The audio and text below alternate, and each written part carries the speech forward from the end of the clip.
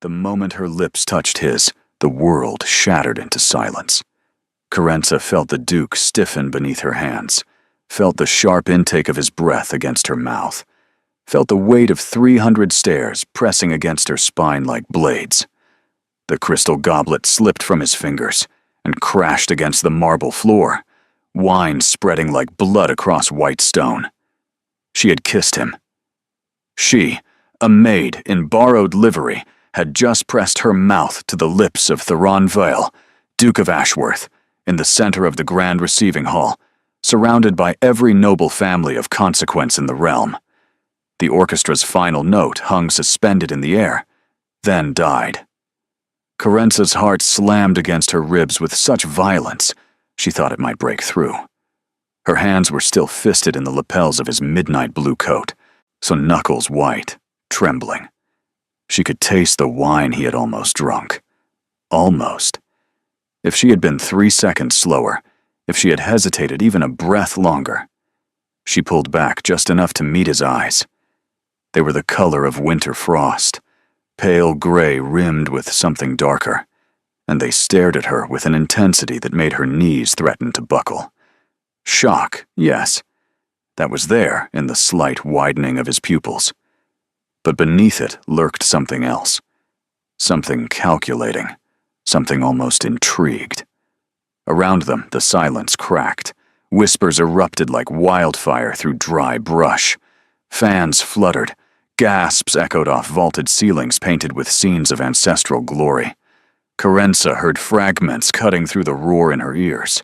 A servant! Did she just... The Duke. Utterly ruined. The faces blurred together. A jewel-encrusted matrons with mouths hanging open. Young lords with champagne glasses frozen halfway to their lips. Debutantes clutching each other with barely concealed glee at the scandal unfolding before them. And at the front of the crowd, standing where the announcement had been about to be made, Lady Ismay Thornwood.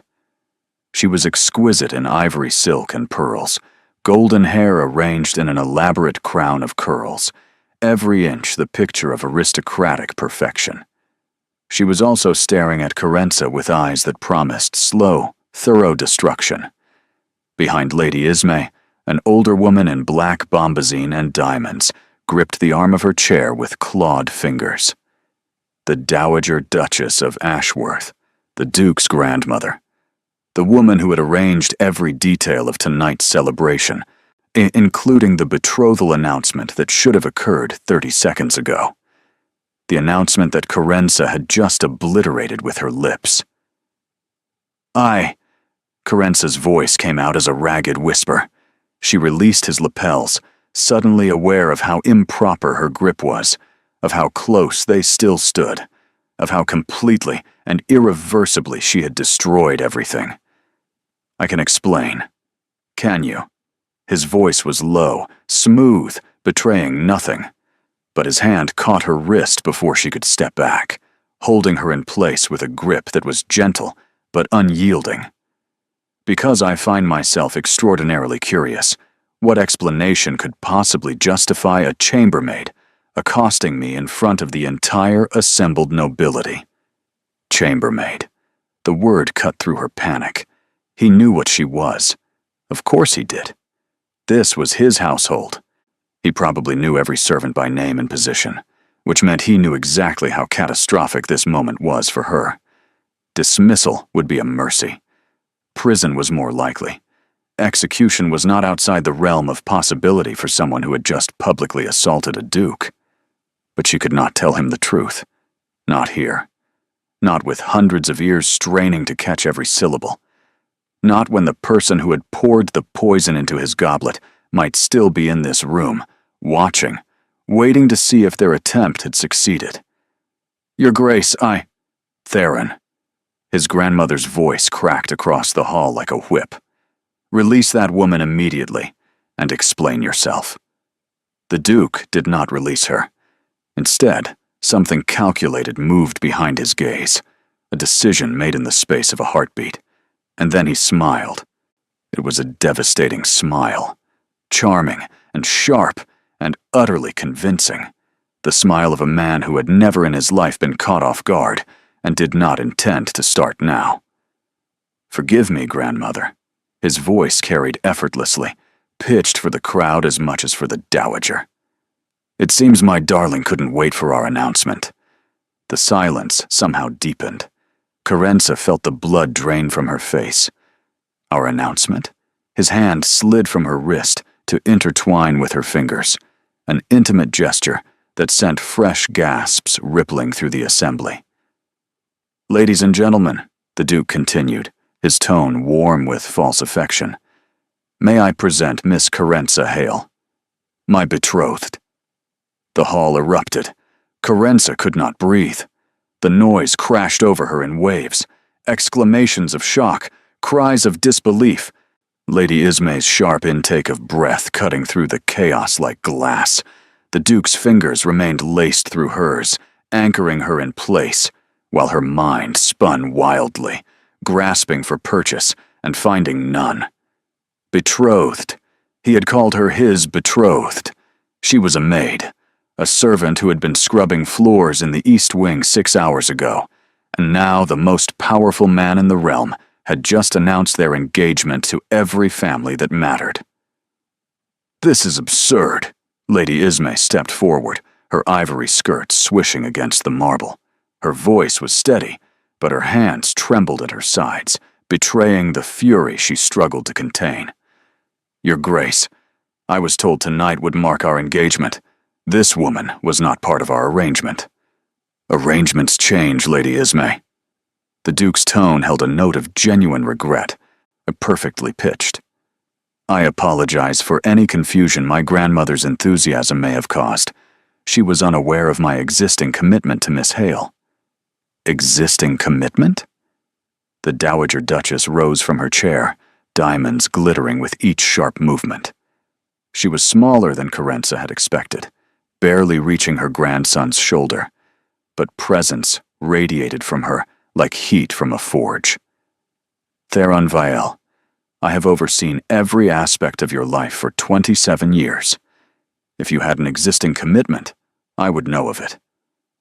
Some matters are too precious to share, even with family."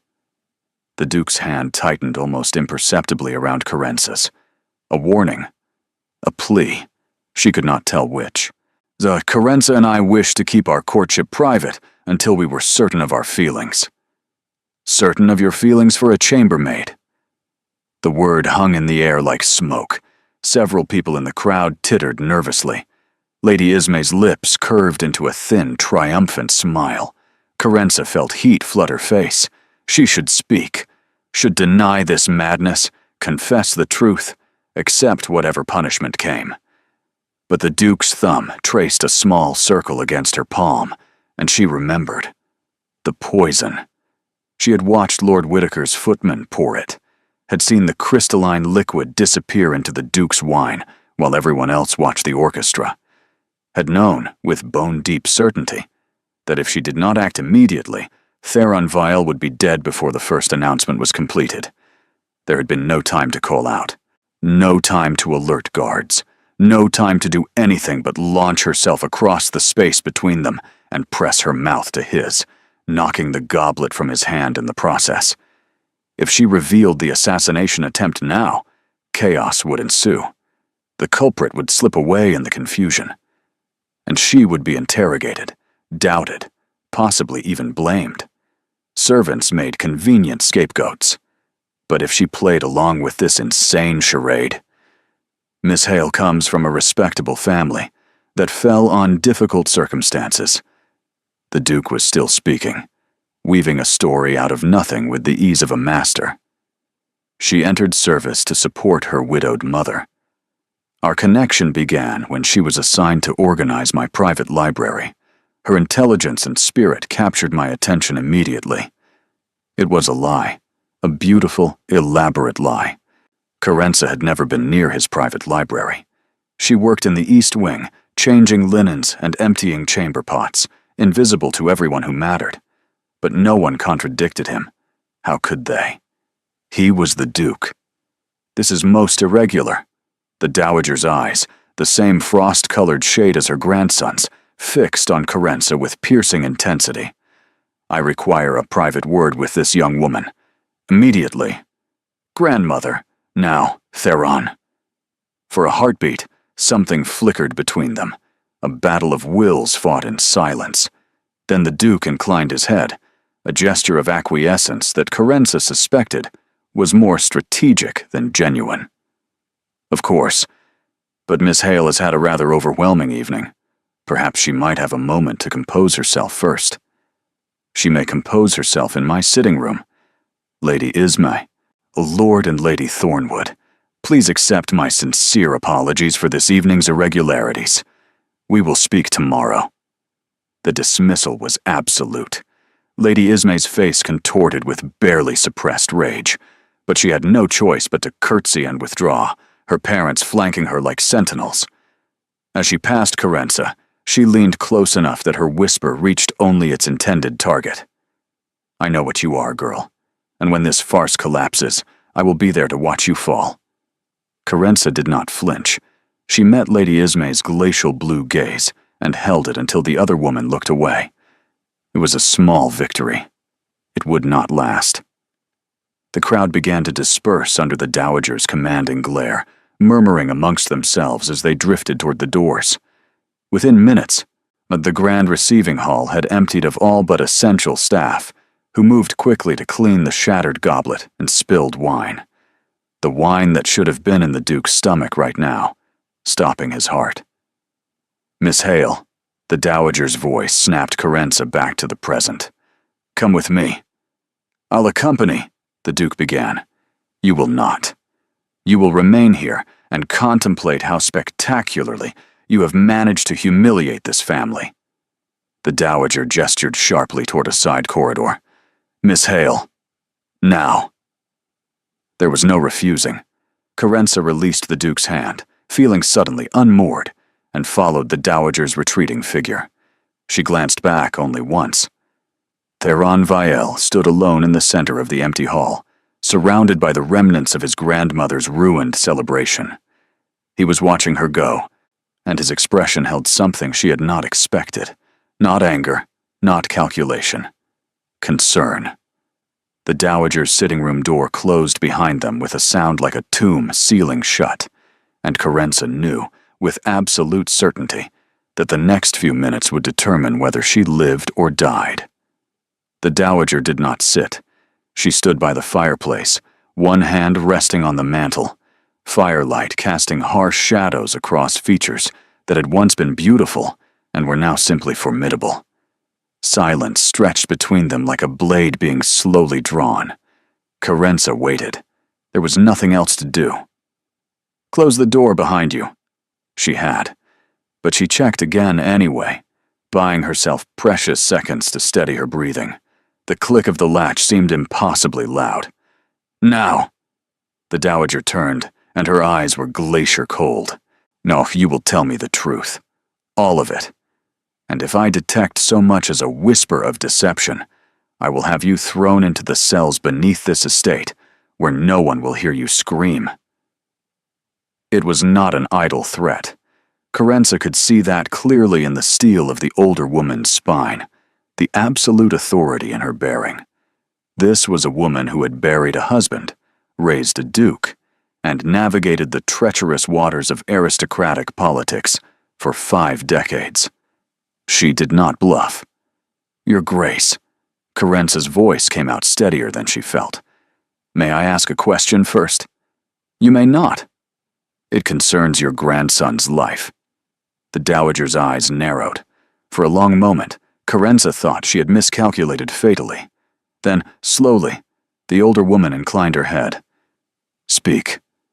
When his wine goblet shattered, where were your eyes? On me, or on the floor?" "On you, obviously. The entire hall was watching your display. Then you didn't see the color of the wine?" A flicker of uncertainty crossed the dowager's expression. "What are you suggesting?" "I'm suggesting, Your Grace, that the wine your grandson was about to drink had been poisoned. I watched Lord Whitaker's footman pour something into the goblet, while everyone was focused on the orchestra's final piece. I was standing near the servants' entrance. I saw everything, and I had approximately 4 seconds to prevent the Duke from drinking. Carenza paused, letting the words settle. Kissing him was the only way I could think of to knock the cup from his hand, without creating the kind of commotion that would allow the poisoner to escape. The firelight crackled. The Dowager's hand tightened on the mantel. You expect me to believe that a chambermaid spotted an assassination attempt that my personal guard missed? I expect you to verify my claim, Your Grace. The wine that spilled is being cleaned from the floor as we speak. Have it collected and tested. If I'm wrong, throw me in your cells. If you're right, my grandson nearly died tonight, and you saved his life. Yes. The Dowager studied her for a long moment. Then she moved to the door, opened it a crack, and murmured instructions to someone waiting in the corridor. When she turned back, her expression had transformed. Not warmer, precisely, but less murderous. Lord Whitaker's household has been agitating against my grandson's land reforms for months. The words came slowly, as if being pulled from somewhere deep. His footmen would have access to the family's resources, their contacts. It's not implausible. No, Your Grace. Why didn't you simply call out? Alert the guards? I was 20 feet away, Your Grace. By the time anyone reacted to my words, he would have drunk. The poison would have been in his blood. Carenza met the older woman's gaze directly. Sometimes the proper course of action is not the effective one. Something that might have been approval flickered in the Dowager's eyes. Or perhaps Carenza was imagining it. You understand, of course, that this complicates matters significantly. Because your grandson has publicly declared me his betrothed. Because my grandson has publicly declared a chambermaid his betrothed on the night he was supposed to formalize his engagement to Lady Ismay Thornwood, whose family controls the northern shipping routes and whose alliance we desperately need. The Dowager's voice was acidic. Whatever his reasons for this theatrical declaration, he has placed this family in an impossible position. I didn't ask him to. No. You merely assaulted him in front of 300 witnesses and left him to improvise. The door opened before Carenza could respond. The Duke himself entered, closing it firmly behind him, his expression unreadable. Grandmother. Miss Hale. He inclined his head to each. I see you've been getting acquainted. She claims you were poisoned. The Dowager's voice was flat. Yes, I heard. I've had the spilled wine collected for analysis, and Lord Whitaker's footman detained for questioning. The Duke moved to stand by the window, his silhouette sharp against the night beyond. It seems I owe Miss Hale my life. You owe her a debt, the Dowager corrected. That does not require offering her a dukedom. No, but it does change the calculus.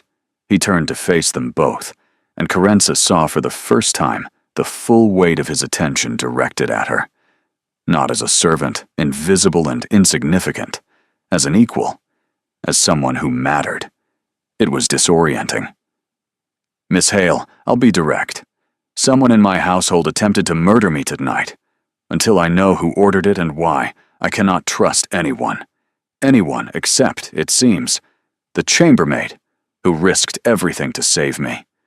Your Grace, You saw something no one else saw. You acted when no one else would. You made an impossible decision in an impossible moment. His voice softened slightly. Do not minimize that. Carenza fell silent. Well, Lady Ismay's family may be behind the attempt, or they may not. But the Thornwood alliance has always felt wrong to me. Their enthusiasm, their pressure, their insistence on this specific timeline. He began to pace, long strides eating the distance between fireplace and window. I've been looking for an excuse to delay. You've provided one. By becoming your fake betrothed. By becoming someone I can trust in public while I investigate in private. He stopped pacing and faced her fully. I'm proposing an arrangement, Miss Hale. You continue to play the role of my intended. In return, I will ensure your safety, provide for your family, and when this matter is resolved, give you a future beyond anything service could offer. And if I refuse, then I will express my profound gratitude, provide you with an excellent reference, and pray that whoever tried to kill me tonight doesn't decide you're a loose end worth eliminating. The words landed like stones. Carenza's mother was struggling alone since her father's death, 2 winters past. Her younger brother, Corvin, still needed apprenticeship fees they could never afford. She had entered service because there were no other options, and she had expected to spend her life in invisible labor until her body gave out. Now a duke was offering her safety, purpose, a way out, and all she had to do was pretend to love him. 2 conditions, she heard herself say. His eyebrow rose. The dowager made a strangled sound that might have been a laugh. You're negotiating with me. I'm protecting myself, Your Grace. If we're to be partners in this deception, I need assurances. For a moment, something like respect crossed his features. Name them. First, my family must be told I've taken a position as a lady's companion, a believable cover. They cannot know the truth of this arrangement, or the danger will extend to them. Done. Second, when this ends, I need letters of reference that will allow me to secure a position. A real position, with a respectable family. Not a return to scrubbing floors. You'll have more than letters.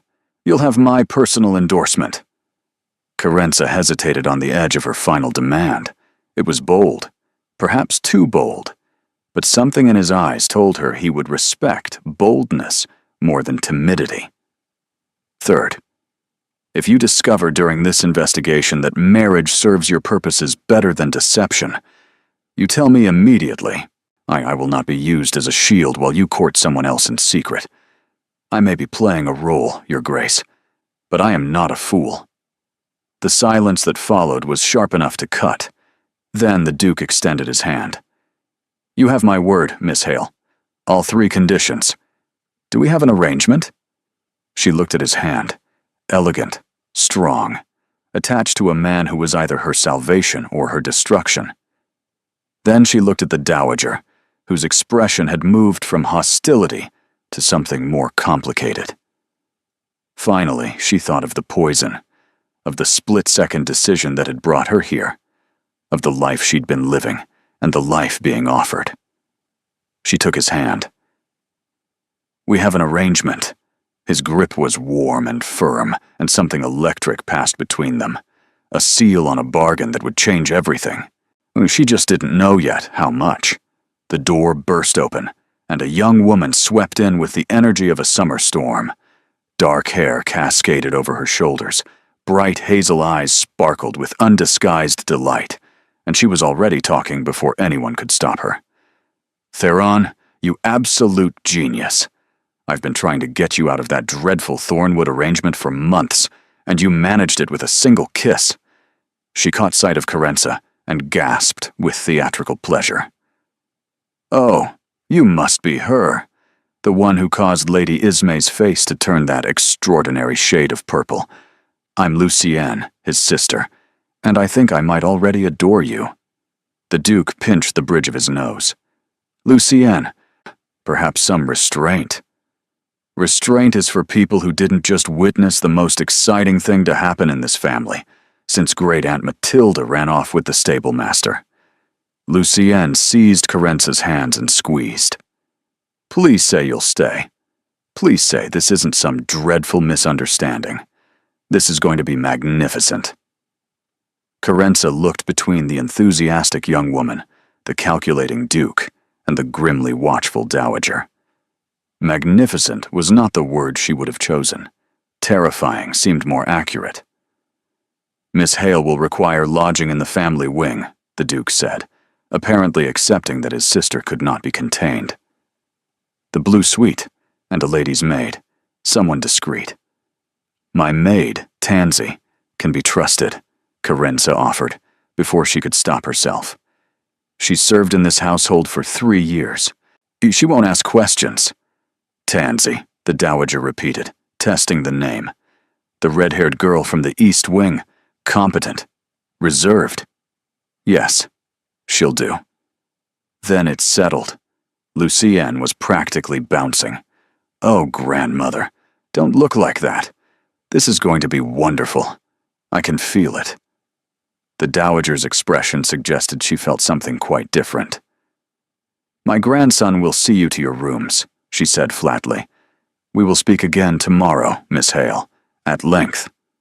It was a dismissal and a threat wrapped in silk.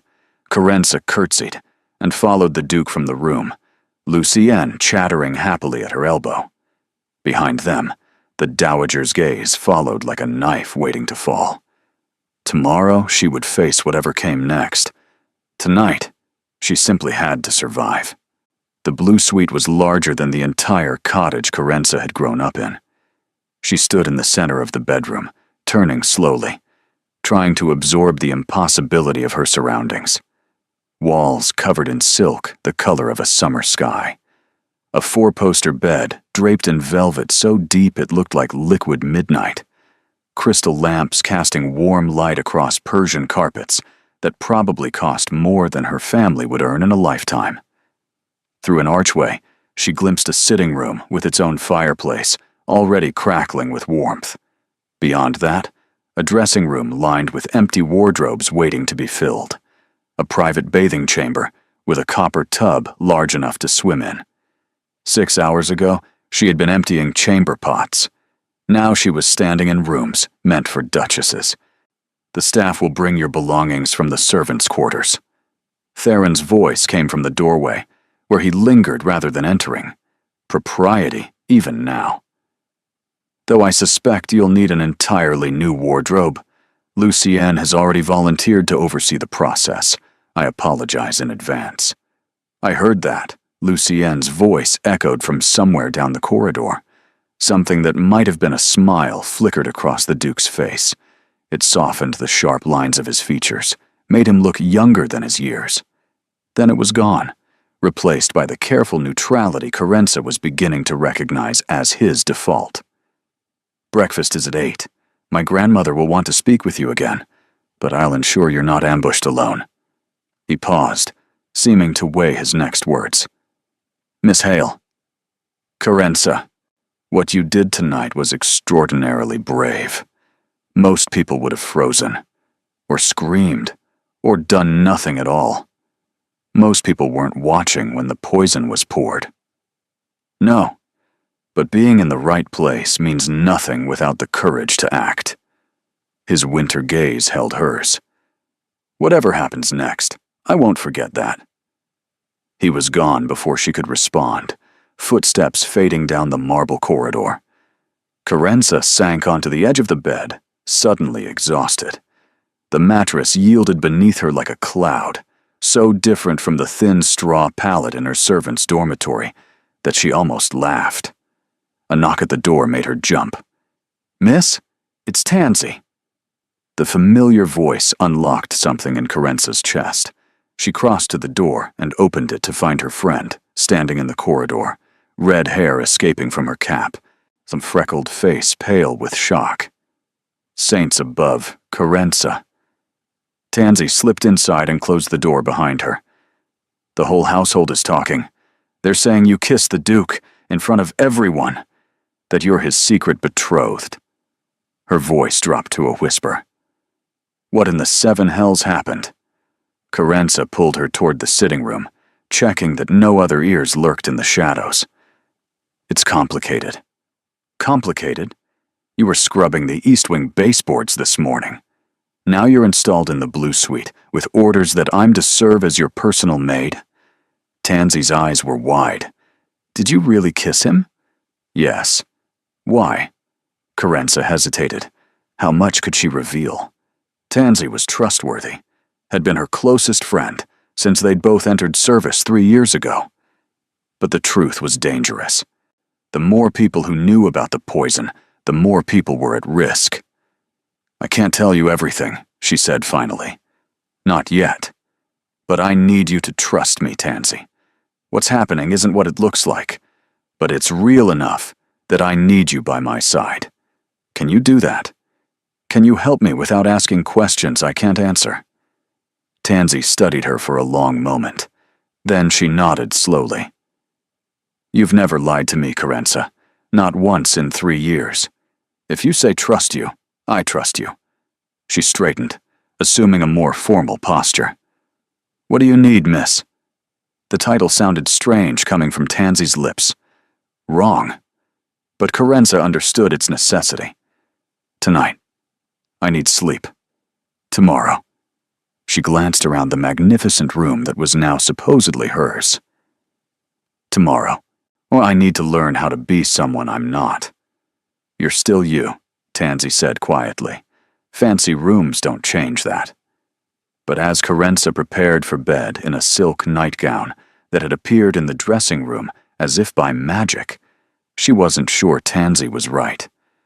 The girl who had grown up hungry, who had learned to make herself invisible, who had expected nothing more from life than survival. Could that girl really become someone who belonged in the blue suite?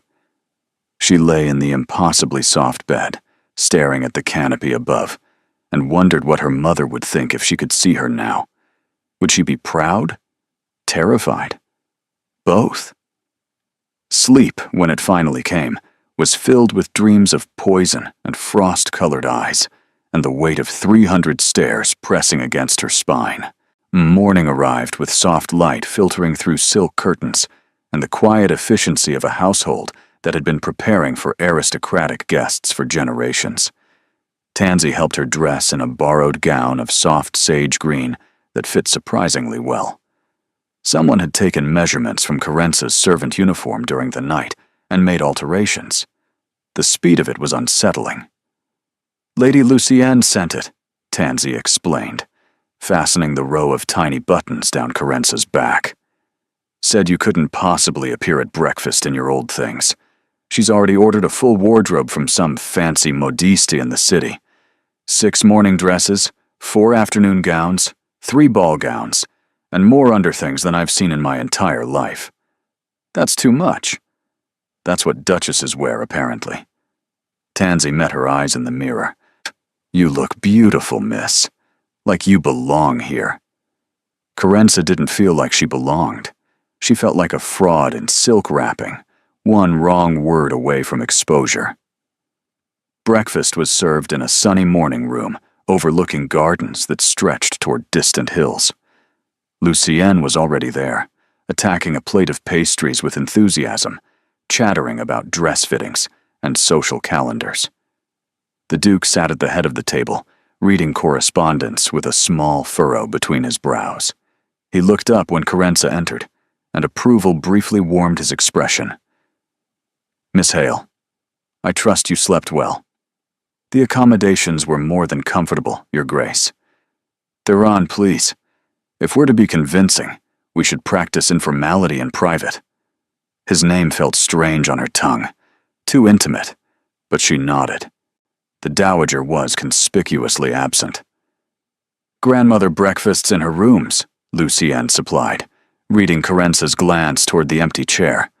"She'll summon you around 10. Don't worry, her bark is worse than her bite." "Her bark is considerable," the Duke murmured without looking up from his letters. "She likes people who stand up to her.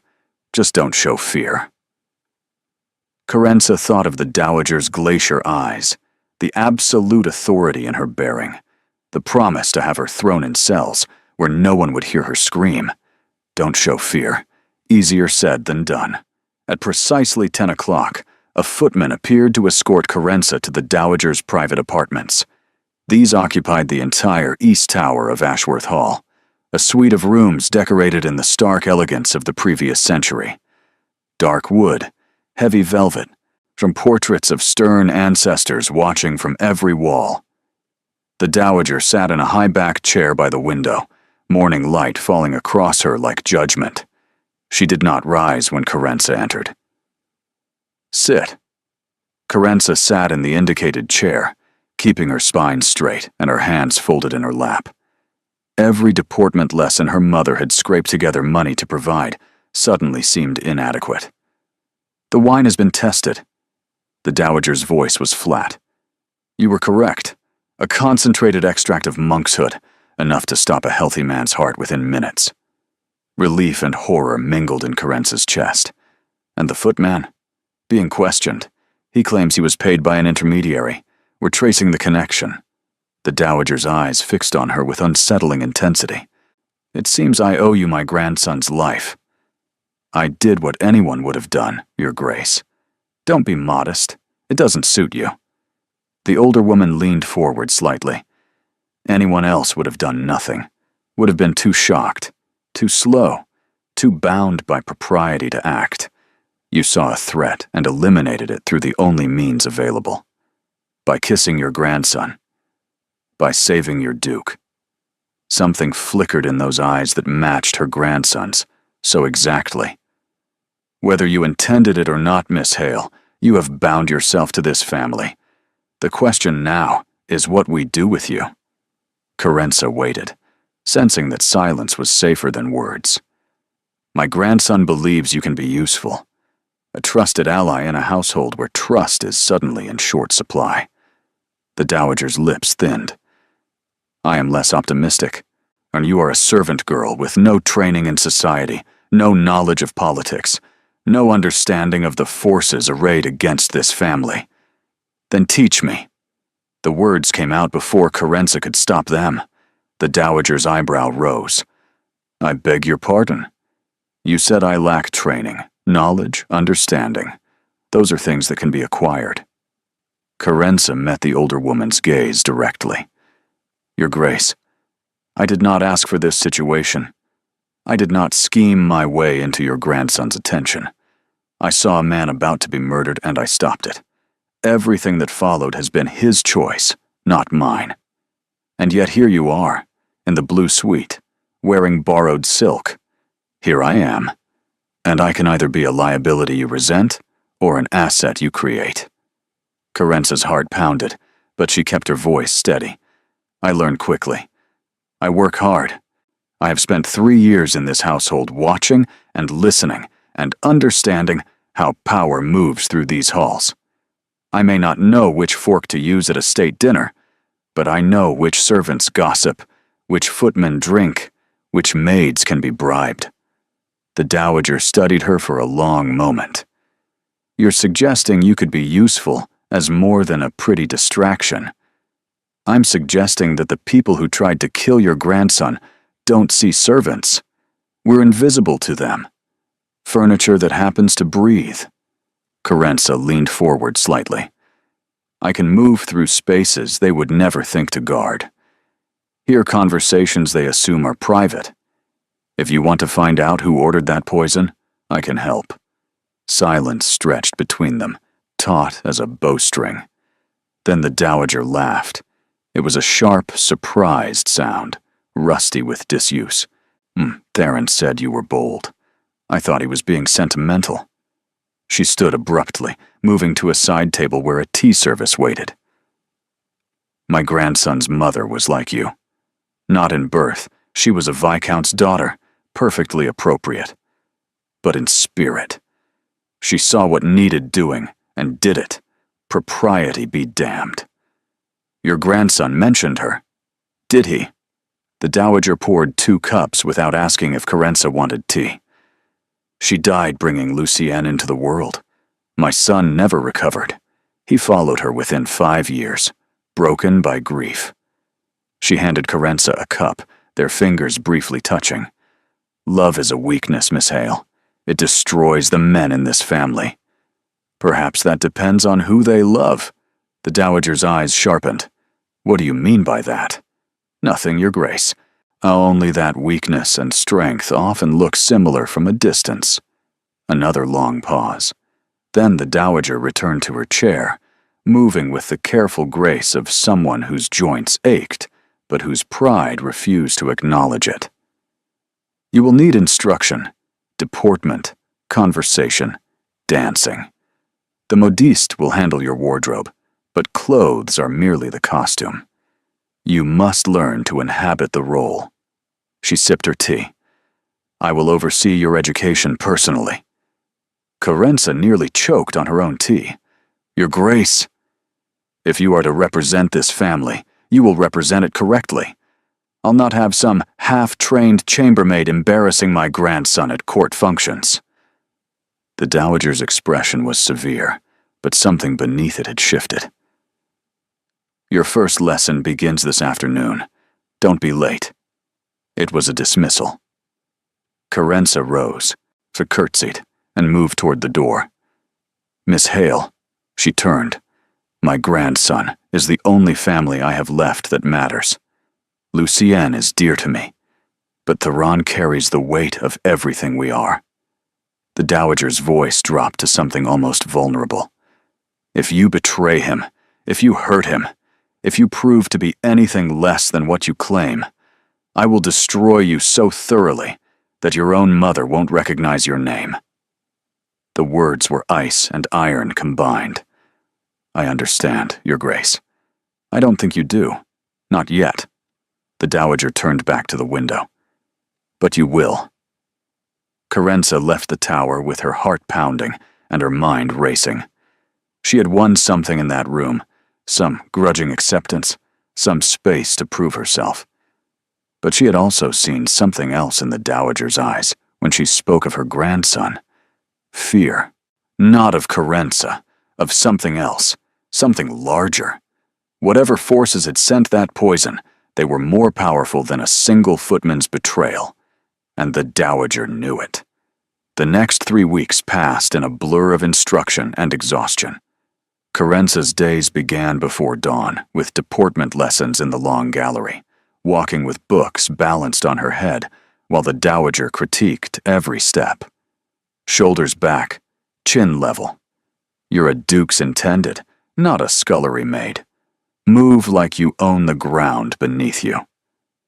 Mornings were devoted to conversation and etiquette, which topics were appropriate for which gatherings, how to deflect intrusive questions without giving offense. The subtle art of saying nothing while appearing to say everything. Afternoons brought dancing instruction with Monsieur Beaumont, a terrifying Frenchman with silver hair and the temperament of an irritated cat. "No, no, no. The waltz is seduction, mademoiselle, not wrestling. You must float, not stomp." Evenings were for reading, history of the noble families, memorizing connections and alliances and ancient feuds, political treatises the Duke recommended, poetry that Lucienne insisted was essential for any proper lady. Through it all, Carenza watched and learned, and slowly, impossibly, began to transform. Her posture changed first. The habit of making herself small, invisible, servant-shaped, gave way to something straighter, more present. She learned to take up space instead of vacating it. Her voice adapted too. Not the words she used, but the way she wielded them. She learned to pause before speaking, to let silences work in her favor, so to pitch her tone for different audiences. "You're becoming someone else," Tansy observed one evening, helping her undress after a particularly grueling day. "Not bad, different. Just different. I'm becoming what they need me to be. Are you sure that's all?" Carenza didn't answer. The Duke remained largely absent during her transformation. Estate business, he claimed. Parliamentary matters. Private investigations into the assassination attempt. But she caught glimpses of him, passing in corridors, seated at the far end of the breakfast table, attention fixed on correspondence. Standing at a window, silhouette sharp against the fading light, watching something she couldn't see. Each glimpse unsettled her in ways she refused to examine. On the 15th day, he summoned her to his study. The room was smaller than she expected, so lined with books and papers, a desk covered in correspondence and ledgers. Maps hung on the walls, marked with notations in a cramped hand. This was not a space for show. It was a space for work. "Miss Hale." He rose as she entered, a courtesy she still wasn't accustomed to receiving. "Please, sit. We need to discuss the Meridian Ball." The what? Lady Castellan's annual gathering, 3 days from now. It will be your first public appearance since the announcement. Since she had kissed him and changed everything. Your grandmother believes I'm not ready. My grandmother believes perfection is the minimum acceptable standard. By her measure, none of us are ever ready. He settled into the chair across from her, rather than behind the desk, an unusual choice that placed them on equal footing. I believe you'll manage admirably. You have more faith than evidence warrants. I have observation. His silver-touched eyes held hers. I've been watching your progress. Monsieur Beaumont says you have natural grace once you stop overthinking. My grandmother admits you're a quick study, which is practically a declaration of love from her. Lucienne claims you're already better at conversation than half the debutantes in the city. Carenza felt heat rise to her cheeks. They're being kind. They're being honest. Different thing entirely. He leaned back, some of the formality easing from his posture. There's something I want to give you. Before the ball. He reached into his jacket and withdrew a small velvet box. Carenza's heart stuttered. Your Grace. Theron. I can't accept. You don't know what it is yet. He opened the box. Inside, nestled against white satin, lay a pendant. A single sapphire the color of midnight, surrounded by tiny diamonds, suspended from a delicate silver chain. It belonged to my mother, he said quietly. My father gave it to her on their wedding day. After she died, he kept it locked away. I only found it when we were sorting his effects. Carenza's throat tightened. I really can't. You can. You must, actually. His voice remained steady, but something deeper moved beneath the surface. At the Meridian Ball, everyone will be watching. Judging. Looking for proof that you're an imposter, a passing fancy. Someone beneath my notice. This pendant tells a different story. It says you matter enough to receive a family heirloom. It says I'm not playing games. But you are playing games. We both are. Are we? The question hung between them, soft and dangerous. Carenza didn't know how to answer. It's too valuable, she managed finally. Emotionally, if not monetarily. I'm not your real betrothed. Giving me something that belonged to your mother. My mother would have liked you. He said it with quiet certainty. She was practical and brave and didn't suffer fools. She would have appreciated someone who saw poison being poured and decided kissing a stranger was preferable to watching him die. Something cracked in Carenza's carefully constructed composure. You make it sound nobler than it was. I was terrified. I didn't think. I just acted. The best decisions often happen that way. He stood, taking the pendant from its box. May I? She nodded, but not trusting her voice. He moved behind her chair, and she felt his fingers brush the nape of her neck as he fastened the clasp. The sapphire settled against her collarbone, cool at first, then warming to her skin. There. His voice was close to her ear, barely above a murmur. Now, you look like someone who belongs at a duke's side. She turned to face him, meaning to offer thanks, or protest, or something coherent. He was closer than she expected. Close enough that she could see the flecks of silver in his gray eyes, the slight tension in his jaw, the way his gaze dropped to her lips for just a moment, before he stepped back. I should let you rest, he said, voice slightly rougher than before. The next few days will be demanding. Theron, he paused at the door. Why do you trust me? Really? The question had been burning in her for weeks. You barely know me. I could be anyone. I could be working with the people who tried to kill you. He was silent for a long moment. When he spoke, his voice held something she hadn't heard before. Honesty stripped of polish. Because when I looked in your eyes that night, I saw fear. Not the fear of being caught or punished or exposed, the fear of losing something precious. He met her gaze across the lamplit room. You were afraid I would die, a stranger you had no reason to care about. That kind of fear can't be faked. He left before she could respond. Carenza sat alone in his study, his mother's pendant warm against her skin, and tried to remember that this was temporary. A performance. Nothing real. But her heart wasn't listening. That night, she found a book on her pillow, a collection of poetry, leather-bound, clearly well-loved. A note tucked inside, written in the Duke's cramped hand. For when the transformation feels like too much, these helped my mother remember who she was. Perhaps they'll do the same for you. She read until the candles guttered, words blurring through tears she refused to name. In 3 days, she would face society as the Duke's intended. In 3 days, everything would change again.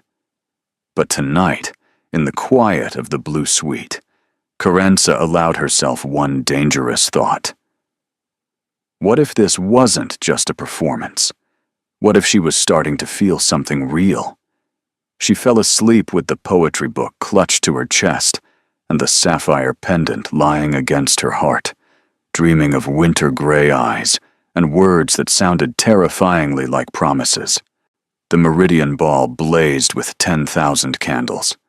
Lady Castellan's estate sprawled across manicured grounds like a jewel in velvet, every window glowing, every terrace strung with lanterns that swayed in the evening breeze. Carriages lined the drive for half a mile, disgorging the finest families in the realm in a glittering parade of silk and jewels. Carenza stood at the entrance to the grand ballroom, Theron's arm beneath her gloved hand, and tried to remember how to breathe. Steady, he murmured, pitched for her ears alone. They're just people. Wealthy, titled, occasionally insufferable people, but people nonetheless. People who think I'm an imposter. People who are desperate to form opinions. Give them something to admire instead of something to mock. Easy for him to say. He had been born to this, or raised to command rooms simply by entering them. She had been born to clean those rooms and disappear before anyone noticed she existed. But she had his mother's sapphire at her throat, and 3 weeks of brutal training behind her. She had survived the Dowager's interrogations, Monsieur Beaumont's criticism, and the endless scrutiny of a household watching for any sign of weakness. She could survive one ball. Presenting His Grace, the Duke of Ashworth, and Miss Carenza Hale. The announcement rippled through the ballroom like a stone dropped in still water. Heads turned, conversations stuttered. Fans fluttered with sudden urgency. Carenza lifted her chin and descended the stairs at Theron's side, moving with the deliberate grace the Dowager had drilled into her until it felt almost natural. Her gown was midnight blue silk, chosen to complement the sapphire pendant, cut in a style that whispered elegance rather than shouting wealth. She felt every eye in the room cataloging her appearance, searching for flaws, tallying evidence for the gossip that would follow. Let them look. Let them talk. She had faced the Dowager Duchess and emerged with a grudging blessing. These people were amateurs by comparison. There you are. Lucienne materialized from the crowd in a swirl of pale gold silk, her smile bright enough to illuminate the entire ballroom. I was beginning to worry you'd been detained. Lady Pemberton was just asking about you, Carenza. She wants to know where you acquired your pendant. I told her it was a family heirloom, which is technically true. Lucienne, Theron said warningly. What? I didn't lie. It was our family's heirloom. Oh, now it's hers. Lucienne linked her arm through Carenza's free one, effectively capturing her between siblings. Come. There are people you absolutely must meet. Lady Iseult is fascinated by anyone who can render my brother speechless, which apparently you did quite thoroughly. They moved through the crowd, and Carenza found herself swept into a current of introductions and conversations. Lady Isolde, silver-haired and sharp-tongued, who pronounced her refreshingly unpolished. Lord Merrick, young and enthusiastic, who asked about her family with genuine curiosity rather than judgment. The Castellan daughters, twins in matching emerald, who giggled and whispered, but seemed more intrigued than hostile. Not everyone was welcoming.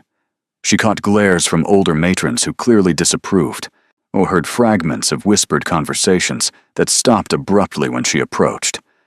Saw the way certain groups closed ranks, excluding her with the subtle cruelty of those who had perfected social warfare over generations. But she also saw something else: interest, curiosity, the grudging respect that came from surviving where everyone expected her to fail. "You're doing well," Theron said quietly during a brief moment when they stood apart from the crowd. "Better than well. You're charming them. I'm terrifying them. There's a difference. In society, they're often the same thing." The orchestra struck up a waltz, and he offered his hand. "Shall we give them something to really talk about?" Dancing with him was different than practicing with Monsieur Beaumont. The Frenchman had been technically perfect, but clinical, on treating her like a student to be corrected rather than a partner to be led. Theron danced like he did everything else, with controlled intensity that made her feel simultaneously safe and dangerously off balance. His hand at her waist was warm through the silk.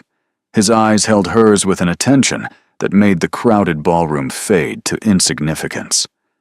"Everyone is watching," she murmured as they turned. "Let them. They're waiting for me to make a mistake.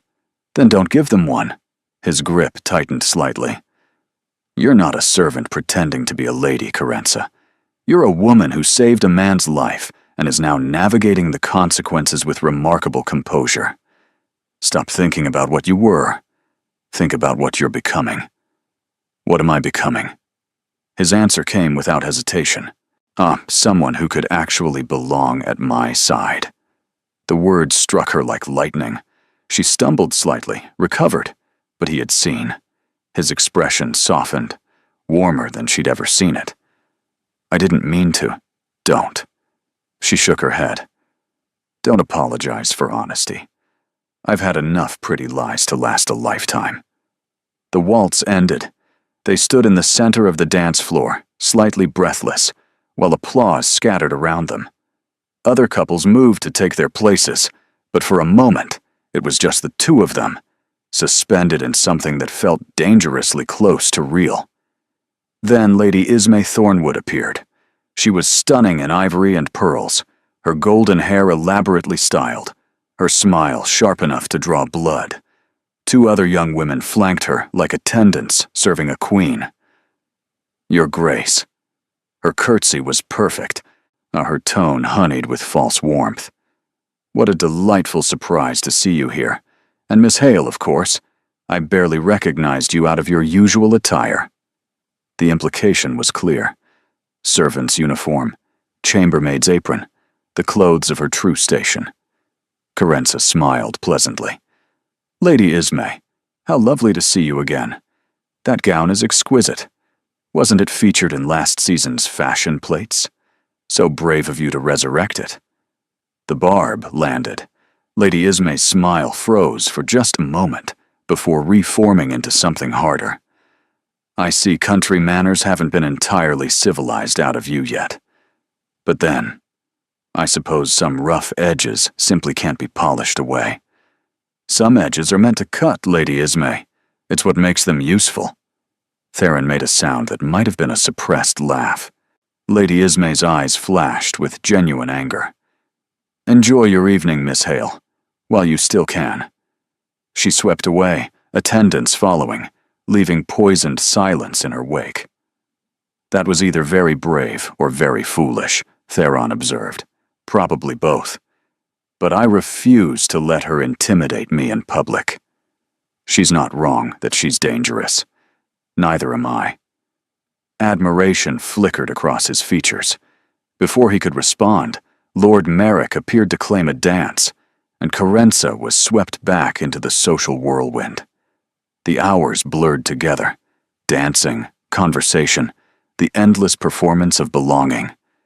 She caught glimpses of Theron across the room, always watching, always aware of where she was and who she was speaking with. The Dowager had arrived at some point and was holding court in a corner, her sharp eyes tracking everything. Near midnight, Carenza slipped away to a terrace overlooking the gardens, desperate for a moment of quiet. The cool air was a relief against her flushed skin, the darkness a welcome respite from the relentless brightness of the ballroom. She was not alone for long. "You're good at this," Lady Ismay's voice came from the shadows. "Better than I expected. Almost good enough to forget what you really are." Carenza turned slowly. Lady Ismay stood at the other end of the terrace, moonlight catching the pearls at her throat. "What I really am, Lady Ismay, is the woman who saved the Duke's life. What are you, besides disappointed?" "Disappointed?" Lady Ismay laughed, a brittle sound. "I'm furious. Do you have any idea what you've cost me? The Thornwood alliance with Ashworth has been planned for years. My entire future was built on becoming his Duchess. And you, some nobody servant, destroyed it with a single kiss. Your future was built on an arrangement he never wanted. I simply gave him an excuse to escape it. An excuse that will collapse the moment he tires of you." Lady Ismay moved closer, her voice dropping to something almost intimate. "Because he will tire of you, Miss Hale. Men like the Duke don't marry chambermaids. They amuse themselves with them, then discard them when something better comes along. Is that what you're hoping? That I'm an amusement he'll eventually abandon? I'm counting on it." Lady Ismay's smile was razor thin. "And when that day comes, I'll be here, waiting, suitable, ready to offer him the alliance his family needs and the breeding his children deserve." "You speak of breeding like it's a horse trade. Marriage at our level is exactly that. Love is a luxury for peasants. We trade in power, position, legacy." Lady Ismay tilted her head. "But you wouldn't understand that, would you? You actually believe he might care for you." The word struck closer to the bone than Carenza wanted to admit. "What I believe," she said carefully, "is that the Duke makes his own choices. He chose to reject your arrangement. He chose to stand beside me tonight. If you have grievances with those choices, take them up with him." "Oh, I intend to." Lady Ismay turned toward the ballroom doors. "Enjoy your fairy tale while it lasts, Miss Hale. Midnight always comes, eventually." She vanished inside, and leaving Carenza alone with the moonlight and the unsettling echo of her words. Midnight always comes eventually. Was that what this was? A fairy tale with an expiration date? "There you are." Theron's voice made her jump. He emerged from the shadows at the far end of the terrace, concern evident in his expression. "I saw Ismay corner you. Are you all right?" "Fine. She's just angry about losing her prize. I was never her prize to win." He moved to stand beside her at the balustrade, close enough that their shoulders nearly touched. "What did she say to you?" "Nothing I haven't thought myself." Carenza stared out at the darkened gardens. "That this is temporary. That men like you don't marry women like me. That eventually you'll need a real alliance. And I'll be discarded. Do you believe that?" "I don't know what I believe anymore." He was quiet for a long moment. When he spoke, his voice was rough with something she couldn't identify. "I told you before that you make me feel present." "That wasn't a lie, Carenza. Every day since you appeared in my life, something has been different. Lighter. Less like drowning and more like swimming." He turned to face her. "I didn't expect that. I'm not sure I even wanted it. Caring about things means they can be taken away. Your mother. My mother. My father. Everyone I've ever loved has eventually left." His jaw tightened. "But you're still here, Against all odds, against all logic, you're still here. And I'm starting to hope that maybe this doesn't have to be temporary. Her heart stopped, restarted, stopped again. Kodotheron, I'm not asking you to answer now. I'm not even sure what I'm asking. Just know that when I look at you, I don't see a chambermaid playing dress up. I see someone extraordinary. Someone I never expected to find. Someone who makes me want to be present in my own life again. The moonlight caught the silver in his eyes, the vulnerability he so rarely allowed to surface. Before she could think, before she could calculate the consequences, Carenza closed the distance between them and kissed him. Not a performance, not a strategy, just the terrifying truth of what she felt, pressed against his lips in the darkness. He went still for a heartbeat. Then his arms came around her, pulling her closer, and he kissed her back with an intensity that stole her breath. This was different from the desperate gamble in the grand receiving hall. This was deliberate. This was real. This was two people admitting something neither had planned to feel. When they finally broke apart, breathless and trembling, his forehead rested against hers. That, he murmured, was not part of our arrangement. No, she agreed. It wasn't. Do you regret it? Not even slightly. He laughed, a genuine sound of joy that she had never heard from him before. Then I suppose we need to revise our terms. I suppose we do. They stood together in the moonlight, hearts racing, the future suddenly uncertain in an entirely new way. Inside, the ball continued, oblivious to the moment that had just changed everything. But elsewhere in the garden, hidden by shadows and hedgerows, someone else had witnessed their kiss. Someone who would use it to destroy them both. The days following the Meridian Ball existed in a strange suspension. Nothing had officially changed. Carenza still occupied the blue suite, still attended lessons with the dowager, still played the role of the Duke's intended for whatever audience required it. But everything felt different. Theron found reasons to seek her out. Morning walks in the garden, discussing the ongoing investigation. Afternoon tea in the library, ostensibly reviewing correspondence, but actually trading stories about their vastly different childhoods. Evening conversations that stretched past propriety and into territory that made the servants exchange knowing glances. They did not kiss again. Some unspoken agreement kept them careful in public, aware that their performance had attracted enemies who would exploit any vulnerability. But the awareness was always there, in the way his hand lingered when he helped her from a carriage, in the way her breath caught when he stood too close, in the charged silences that said more than words ever could. You're falling for him, Tansy observed one morning while arranging Carenza's hair. Properly falling, not just pretending. I know. Is that wise? Probably not. But you're doing it anyway. Carenza met her friend's eyes in the mirror. When has wisdom ever stopped anyone from feeling what they feel? Tansy had no answer for that. The investigation into the assassination attempt had stalled. The footman claimed he'd been paid by a hooded figure in the market square, untraceable and anonymous. But Lord Whitaker denied any involvement and had enough powerful allies that pressing charges without proof would be political suicide. Someone wanted me dead, Theron said grimly during one of their afternoon conversations. And they're still out there, still waiting. Do you think they'll try again? I think they'll wait until my guard is down, until I trust the wrong person. His eyes met hers. That's why you matter so much, Carenza. You're the one person in this household I know isn't working against me. Because I saved your life. Because you had nothing to gain and everything to lose by doing so.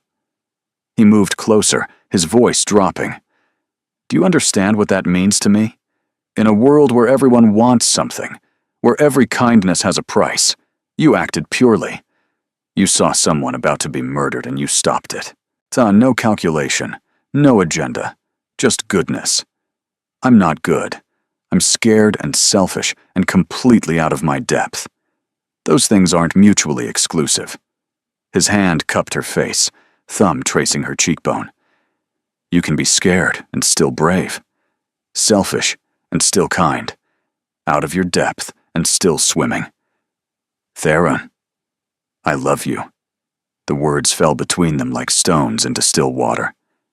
I didn't mean to, he continued, voice rough. I wasn't looking for this. I was looking for a strategy, a way to escape my grandmother's machinations. Instead, I found you. And somewhere between the poison and the poetry, between the lessons and the laughter, I fell in love with a chambermaid who kissed me in front of 300 people and changed everything. Carence's heart hammered against her ribs. You can't love me. You're a duke. And you're the woman who saved my life, the woman who stands up to my grandmother, the woman who makes me laugh and think and want things I'd convinced myself I didn't need. He stepped closer still. Tell me you don't feel the same. Tell me honestly, and I'll never mention it again. But if you do feel it, if this is real for you too, then stop telling me what I can't do. She should pull away, should remind him of all the reasons this was impossible, should protect them both from the heartbreak that waited at the end of this path. Instead, she whispered, I love you too. His kiss this time was different, not desperate or stolen or hidden. It was a declaration, a promise, a beginning rather than an ending. When they broke apart, his eyes were brighter than she'd ever seen them. Marry me. What? Marry me. Properly. So not a performance, not an arrangement. A real marriage, built on something real. Your grandmother will learn to accept it. Society can go to hell. Theron, be serious. I've never been more serious in my life. He gripped her hands. I know there will be consequences. I know some doors will close. Some alliances will crumble. Some people will never accept you. But I would rather face all of that with you than spend the rest of my life without you. Tears blurred her vision. You're asking me to let you give up everything. I'm asking you to let me choose. To choose you. To choose happiness over expectation. His voice cracked slightly. My father chose love. My mother was worth every sacrifice he made. Why can't I do the same? She thought of the Dowager's warnings, of Lady Ismay's predictions, of all the rational reasons this should never work. Then she thought of his laugh in the moonlight, his hand offering her poetry, his eyes when he looked at her like she was something precious. Yes, she breathed. Yes, I'll marry you. He kissed her again, and this time it tasted like forever. Neither of them heard the footsteps retreating down the corridor. Neither of them knew that their words had been overheard. The summons came before dawn, an urgent parliamentary matter, a vote that could not proceed without the Duke's presence. Theron kissed her forehead, promised to return within 2 days, and rode for London with the taste of her still on his lips. He did not know it would be the last time he saw her at Ashworth Hall. The summons came at dawn. Carenza was woken by Tansy's pale face and trembling hands, a folded note bearing the Dowager's seal. My sitting room, immediately. Come alone. The walk to the East Tower felt endless. Every corridor seemed darker than before, every shadow threatening. By the time she reached the Dowager's apartments, her heart was pounding with dread she couldn't explain. The Dowager stood by the window, her back rigid, her hands clasped so tightly the knuckles were white. She was not alone. Lady Ismay Thornwood sat in one of the high-backed chairs, her expression triumphant behind a mask of concern. Beside her stood an older man Carenza didn't recognize, portly and bearded, wearing the ceremonial robes of a high magistrate. Miss Hale. The Dowager's voice was ice. Close the door. Carenza obeyed, her mouth going dry. Do you know Lord Chief Justice Aldrich? No, aught your grace. He oversees matters of criminal deception among the nobility. The dowager turned, and her eyes were terrible. Lady Ismay has brought certain evidence to his attention. Evidence that suggests this household has been the victim of an elaborate fraud. Carence's stomach dropped. Your Grace, I don't understand. Don't you? Lady Ismay rose, smoothing her skirts with practiced grace. Let me clarify then. I have witnesses who will testify that your rescue of the Duke was staged, that you arranged the entire poisoning attempt yourself, knowing you would be positioned to intervene and ingratiate yourself with the family. That's a lie. Is it? The footman who poured the poison has changed his testimony, for he now claims he was hired by a young woman matching your description. I never. You were a chambermaid in this household for 3 years. Lady Ismay's voice dripped with false sympathy. 3 years of invisibility, of poverty, of watching wealth you could never possess. And then suddenly, an opportunity presented itself. Fake an assassination, play the hero, marry a duke. It's almost clever, really. This is insane. Carence turned to the dowager desperately.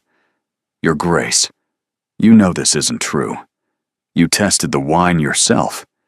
I saw a servant girl kiss my grandson in front of 300 witnesses. The dowager's voice was flat. I saw her installed in the family wing within hours. I saw my grandson, grieving and vulnerable, manipulated into an attachment that defies all reason. He wasn't manipulated. He chose Lord Aldrich. The dowager cut her off. What are the penalties for conspiracy to commit murder against a peer of the realm? The magistrate cleared his throat. Death by hanging, Your Grace, or, in cases of noble mercy, life imprisonment in the crown's deepest cells. The world tilted sideways. You can't do this. Carence's voice came out barely above a whisper. I saved his life. I love him. Love. Lady Ismay laughed. How convenient. How perfectly calculated to deflect suspicion. She turned to the dowager. Your Grace, I take no pleasure in this exposure. But the Thornwood family cannot stand by while a criminal plots to infiltrate the highest levels of society. For the Duke's sake, for the sake of all noble families, this woman must face justice. Carenza looked at the dowager, searching for any sign of doubt, on any crack in the icy facade. She found none. You have 1 hour to collect your belongings, the dowager said quietly. Lord Aldrich's men will escort you from the estate. The formal charges will be filed by end of day. Let me speak to Theron, please. He'll tell you, my grandson is in London on parliamentary business. He will be informed of these developments upon his return. The dowager's voice softened almost imperceptibly. If you ever cared for him at all, Miss Hale, you will leave quietly. Spare him the scandal of your arrest on his own grounds. The words landed like blows. Carenza stood frozen, unable to breathe, unable to think. Everything she had built, everything she had dared to hope for, crumbling to ash around her. Take her, Lady Ismay said. 2 guards appeared and gripped Carenza's arms. Your Grace, please.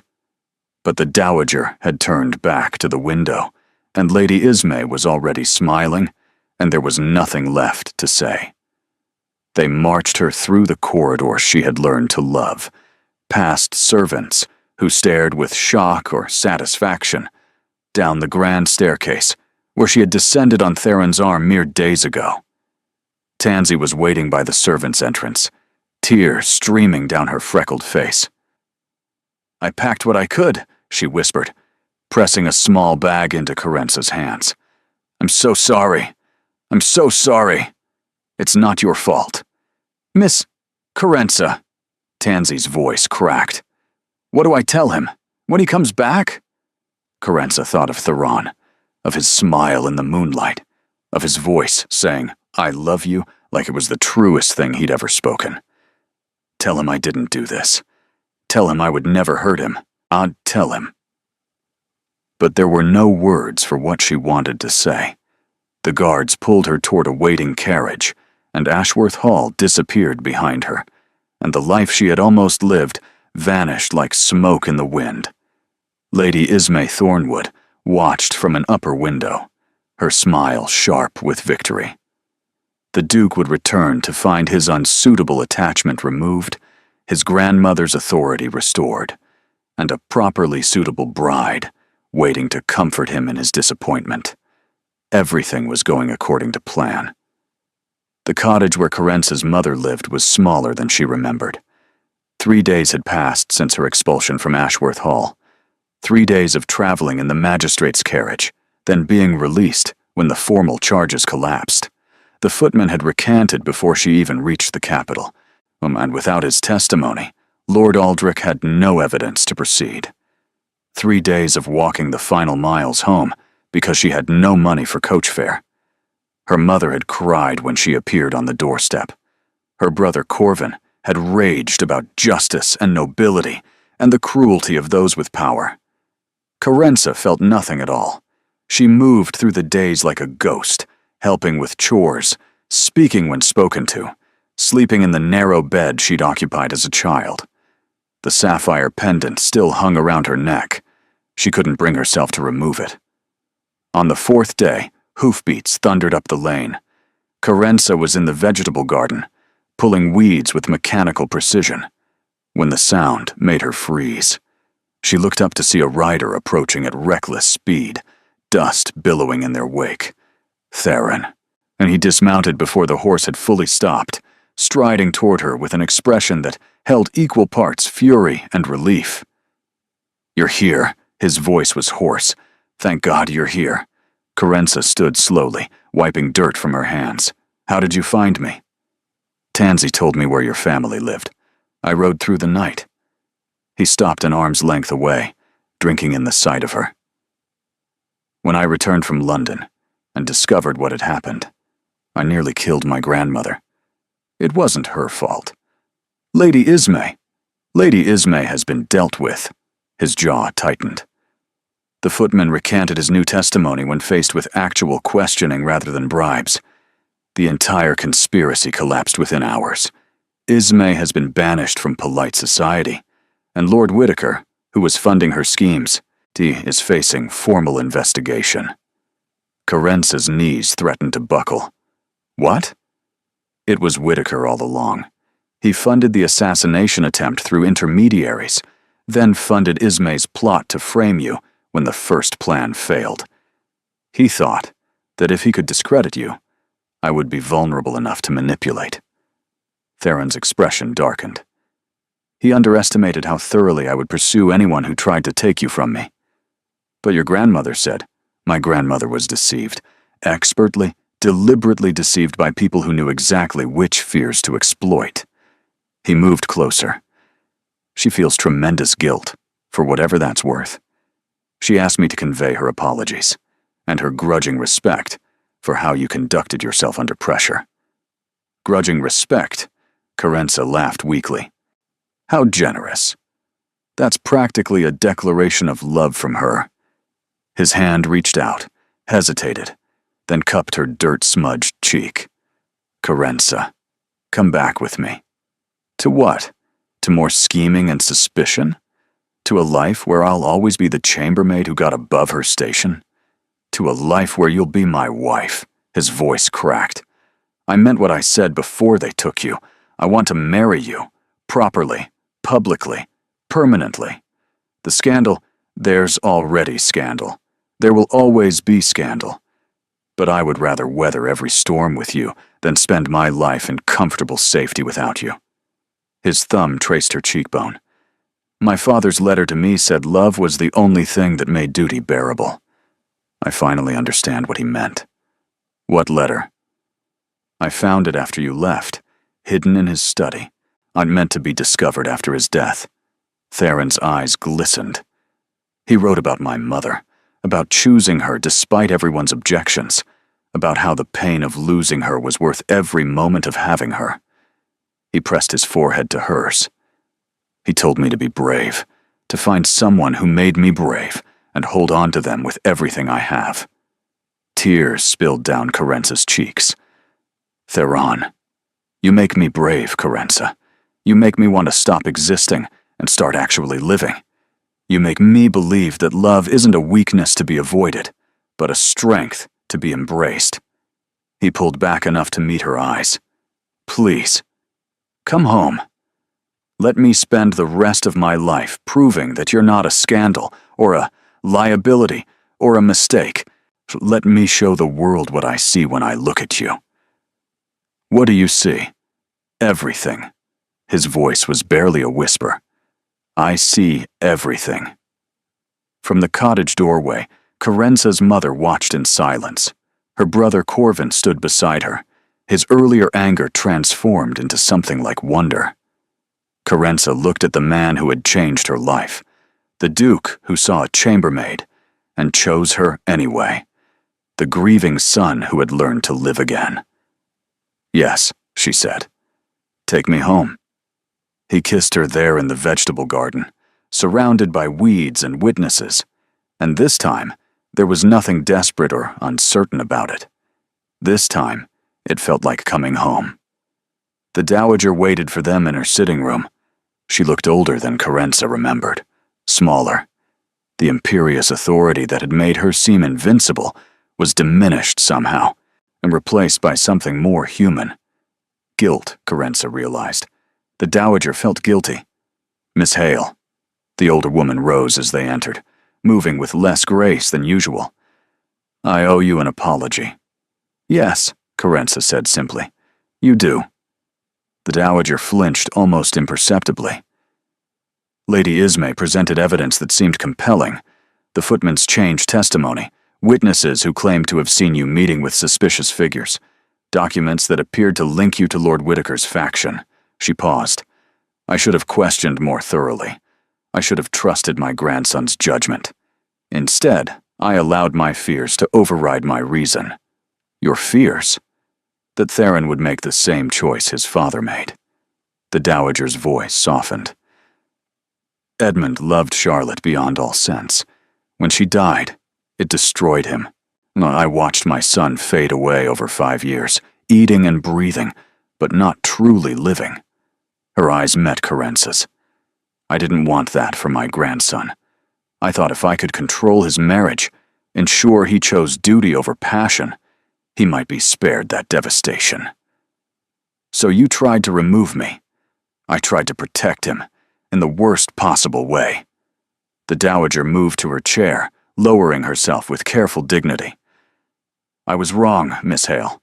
About you, about this match, about what my grandson needs. I've spent so many years managing this family that I forgot how to trust them.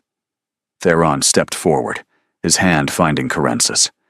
Grandmother, I've chosen. No manipulation, no coercion. I love this woman, and I intend to marry her regardless of consequences.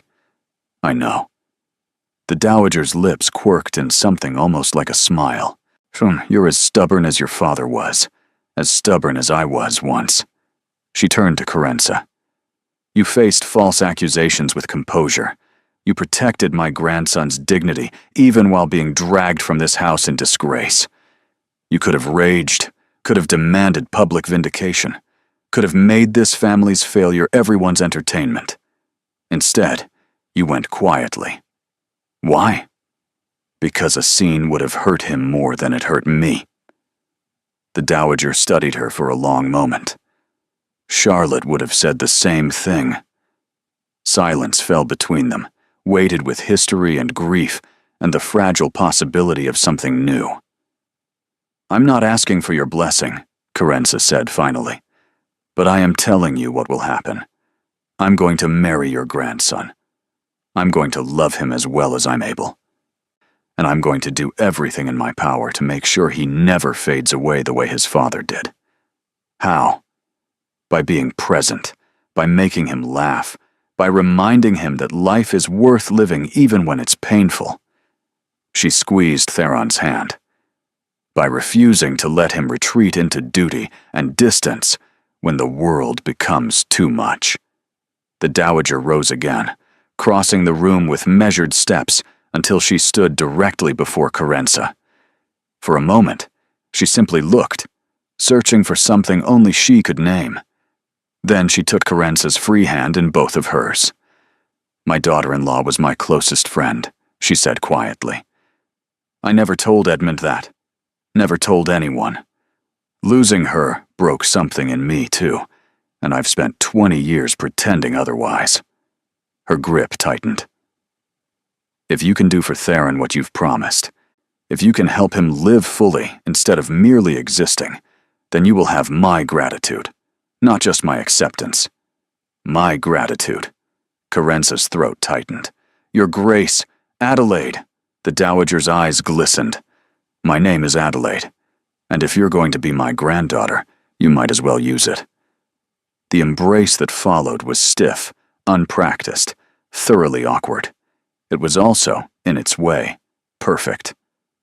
Lucienne burst through the door seconds later, having clearly been eavesdropping in the corridor. "Does this mean we can finally plan the wedding? Because I have so many ideas. And Monsieur Beaumont has already composed a special waltz, and the modiste needs at least 3 weeks for the gown." "Lucienne," Theron and the Dowager said simultaneously. "What? Someone has to be practical about these things." Carenza laughed, and surprising herself with the sound. Maybe, just maybe, this was going to work. The wedding of Theron Vale, Duke of Ashworth, to Carenza Hale, was the most talked about event of the decade. The cathedral was filled beyond capacity. Noble families who had whispered about the chambermaid's presumption now jockeyed for prominent seats, eager to witness history. Those who had mocked her transformation watched in reluctant admiration as she walked down the aisle in a gown of cream silk and seed pearls, the sapphire pendant glowing at her throat. Carenza saw none of them. She saw only Theron, waiting at the altar, his eyes bright with emotion he no longer tried to hide. She saw Lucienne, resplendent as maid of honor, barely containing her tears. She saw Adelaide in the front row, her expression complicated, but undeniably proud. And beside Adelaide, in a place of honor, sat Carenza's mother. Her simple dress was outdone by every gown in the cathedral, but her smile outshone them all. The ceremony was traditional, the vows timeless. But when Theron spoke his promises, his voice cracked with genuine feeling that made several hardened matrons reach for handkerchiefs. "I vow to see you," he said, departing from the prescribed words. "Not as a servant or a scandal or a surprise, but as the woman you are. Brave, brilliant, entirely unexpected. I vow to be present in our life together, to laugh more than I brood, to choose you every day for the rest of my days." Carenza's response was equally unscripted. "I vow to remind you that love is not a weakness, that choosing happiness requires courage, that the best things in life often begin with accidents." She smiled through tears. "I vow to keep you present, keep you laughing, and keep falling asleep on your shoulder whenever the moment feels right." Laughter rippled through the cathedral. Those who knew the story of how they'd met exchanged knowing glances. The kiss that sealed their marriage was neither brief nor proper. It was passionate enough to make the bishop cough disapprovingly, and real enough to make their authenticity undeniable.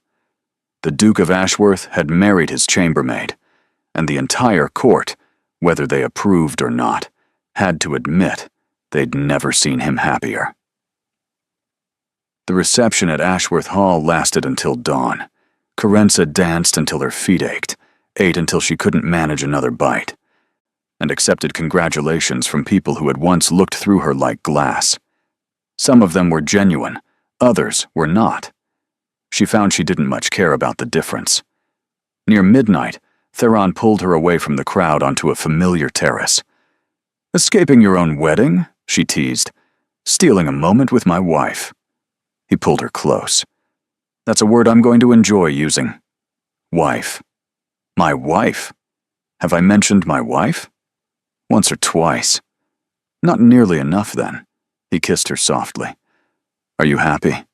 Terrified, overwhelmed, completely certain this is a dream I'll wake from any moment. And beneath all that, she smiled. Happy. Impossibly, ridiculously happy. Good. He reached into his jacket and withdrew a small book. I have a wedding gift for you.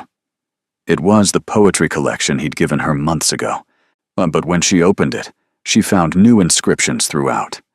Notes in his handwriting, marking his favorite passages, explaining why each one mattered. On the final page, he'd written, "You saved my life the night we met. But the truth is, you've been saving it every day since.